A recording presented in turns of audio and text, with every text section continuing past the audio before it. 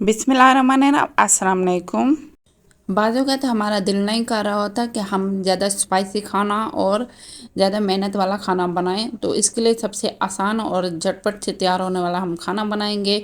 सबसे पहले धनिया लेना है, सूखा धनिया, और साथ ही ज़ीरा लेना है, सफ़ेद ज़ीरा, और 10 से 12 साबित सुर्ख मिर्च लेंगे और इसको अच्छे से ड्राई रोस्ट करेंगे। इसमें कोई भी ऑयल या पानी वगैरह कुछ भी इस्तेमाल नहीं करेंगे। इसको हम मोटा मोटा सा अच्छा सा भून लेंगे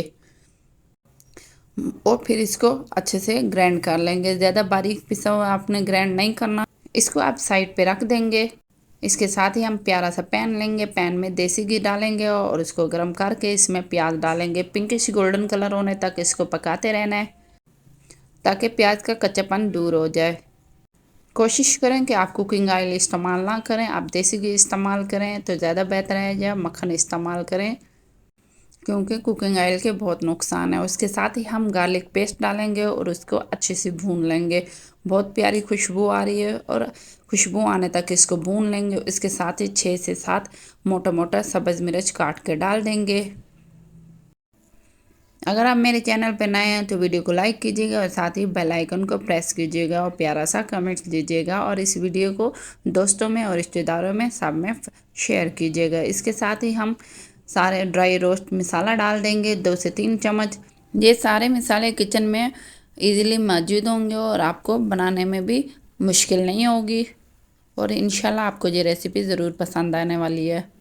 अच्छे से भून लेने के बाद अब हम इसमें नमक डाल देंगे और इसके साथ ही हल्दी डाल देंगे और थोड़ा सा सुर्ख मिर्च भी डाल देंगे। जिस तरह चाहें आप मसाला डाल सकते हैं, कम या ज़्यादा आप अपनी मर्ज़ी से डाल सकते हैं। और इसके साथ ही हम थोड़ा से जायके के लिए चिकन पाउडर डालेंगे। इससे बहुत ही ज़बरदस्त इसका फ्लेवर आता है। अगर आपके पास नहीं है तो कोई बात नहीं, आप स्किप कर सकते हैं।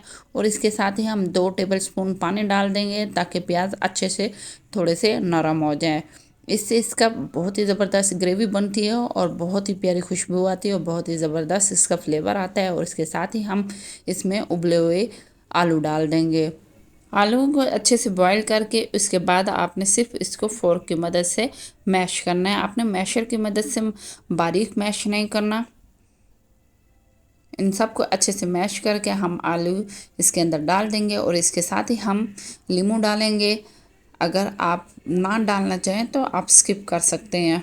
नींबू डालने की वजह से इसका फ्लेवर बहुत ही ज़बरदस्त और बहुत ही टेस्टी आता है। और इसको हम अच्छे से मैश कर लेंगे और इसके साथ ही हम बारीक कटा हुआ 1 से 2 प्याज डाल देंगे और इसके साथ ही 2 टमाटर भी डाल देंगे और सब्ज़ मिर्च और सब्ज़ धनिया के साथ इसकी गार्निशिंग करेंगे और इसको हल्के हाथों के साथ अच्छे से मिक्स कर लेंगे।